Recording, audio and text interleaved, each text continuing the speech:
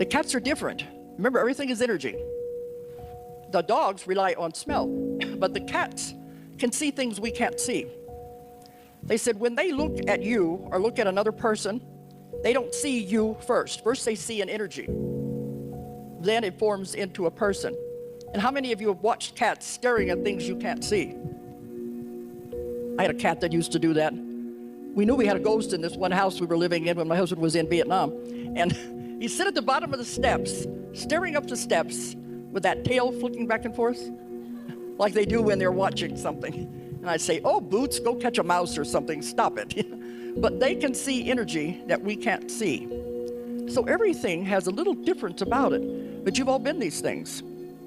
In between the animals and the plants are the nature spirits, the fairies, the dryads, the gnomes. When I'm in Ireland, they identify with the leprechauns, all the little people, the nature spirits. Their job is to take care of nature, take care of the plants, take care of the animals. You've all been those also. You've all had lives as that. So you can see when I'm doing past life regressions, it's not simple. I never know what's going to come up. And it's exciting because I never know what the client's going to find. But it helps you to realize, take better care of nature because we're all one. We have been part of it.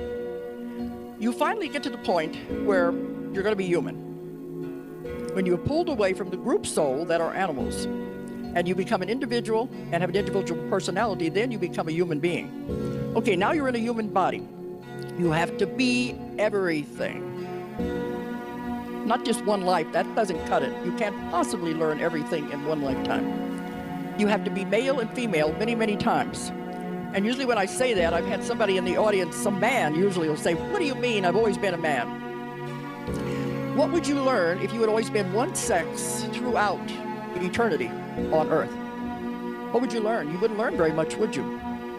There has to be balance. There's always got to be balance. You have to know what is it like to be male and female. This is one of the explanations for homosexuality. They've been one sex too many times.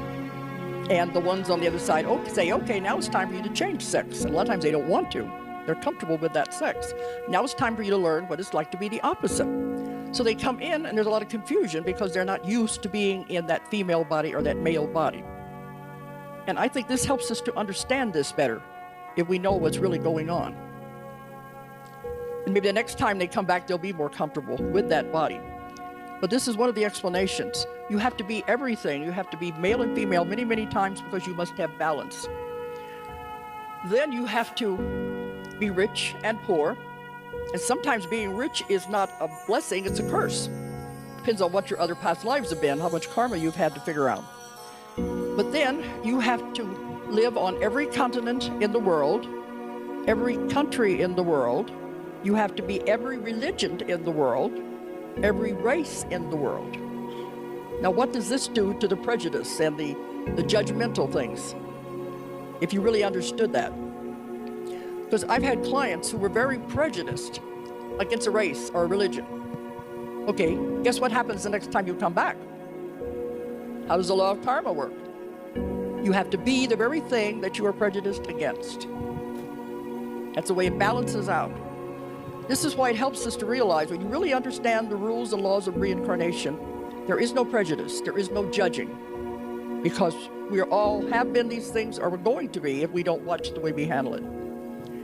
I wish the churches would understand these things and teach them because they're valuable lessons for people to know. But you have to be everything. Then, after you've been every religion, every race, every country, you have to be in every situation that is possible. On every side of every coin, of every situation. That's why you can't judge where somebody else is. You don't know where they are in their evolution. And you get people who keep making the same mistakes. They're doing bad things to each other, creating more and more karma. They're not moving forward. But that's where they are. You never know another person's plan, what they came in with. You can't judge them. We just say, well, they're a slow learner. They're in their path of evolution. They haven't reached this point yet. It's not bad and it's not good. It just means they have not got to that point yet.